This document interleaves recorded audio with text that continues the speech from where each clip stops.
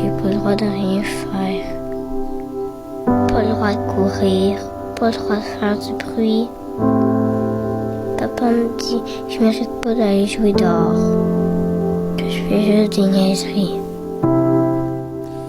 Bien triste témoignage et malheureusement, ce sont des histoires vraies. Une vidéo publiée aujourd'hui par la Direction de la protection de la jeunesse, Jérémy, qui publie son rapport annuel et on veut mettre l'emphase pas que sur la violence physique, mais surtout la violence psychologique. Oui, parce qu'on dit que c'est de plus en plus présent, notamment ici en Outaouais, et les mauvais traitements psychologiques, c'est un mal silencieux qui peut prendre plusieurs formes, notamment l'indifférence, le dénigrement, le rejet actif ou encore les menaces, et ça représente près de 9 % des plaintes fondées à la DPJ ici en Outaouais.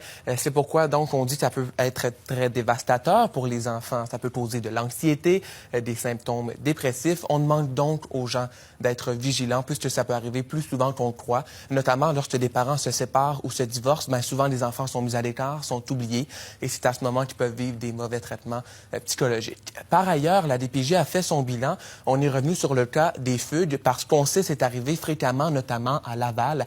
En Outaouais, ça arrive, tout comme ailleurs au Québec, mais heureusement, on dit que c'est loin d'être la même situation qu'à Laval. Les gangs de rue, on les a vus beaucoup plus du côté de l'Ontario. Nous autres, on va plutôt avoir des effets collatéraux qu'on voit arriver ou pointer le nez de plus en plus. Puis ça, on va le voir avec des jeunes filles qui vont commencer, par exemple, à faire de la prostitution. Mais disons que l'étendue des gangs de rue est pas similaire à celle de Montréal, par exemple.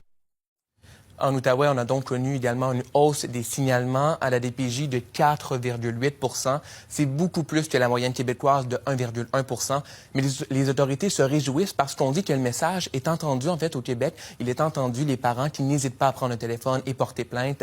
Je termine en vous disant, Mathieu, que les plaintes, ça s'est signalé notamment en négligence, 42 %.